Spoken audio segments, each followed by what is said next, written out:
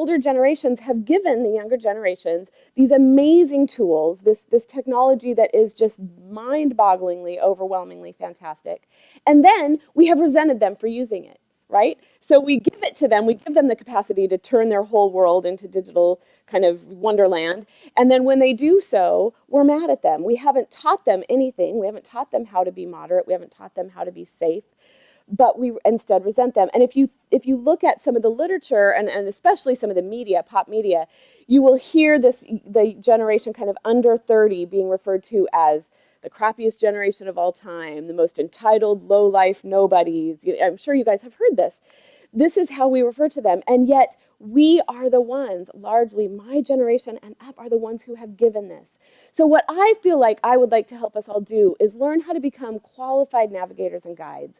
We need to know what's happening in these spaces, and then we need to be able to inform the people who are spending time there about what some of the outcomes are and what some of the research is showing us so that we can make wise choices. So the first thing we need to know is you guys need to know the lay of the land in Oz. Why do people want to leave Kansas for Oz? And I will tell you kind of what the lay of the land in Oz is right now.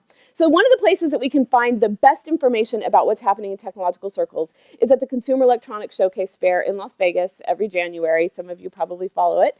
And these are the traits that really came out from this year's conference, and also just in looking at what is happening with app development, with web development, with kind of even hardware development.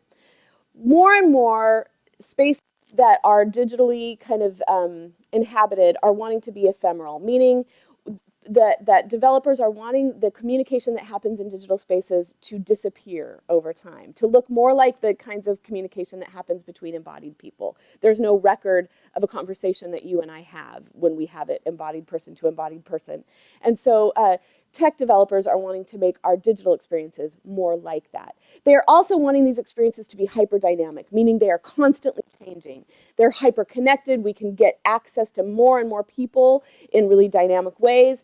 Humanity is now kind of considered your credential, and what I mean by that is that in the past, if you had a medical condition or if you had something going on, you would go to a person who had credentials to help you with that, right? You would, or even if that was a parent, like, oh, this person's given a lot of Band-Aids and treated a lot of boo-boos, but you would go to a physician. Now, typically, the first action that people take is to Google something, right?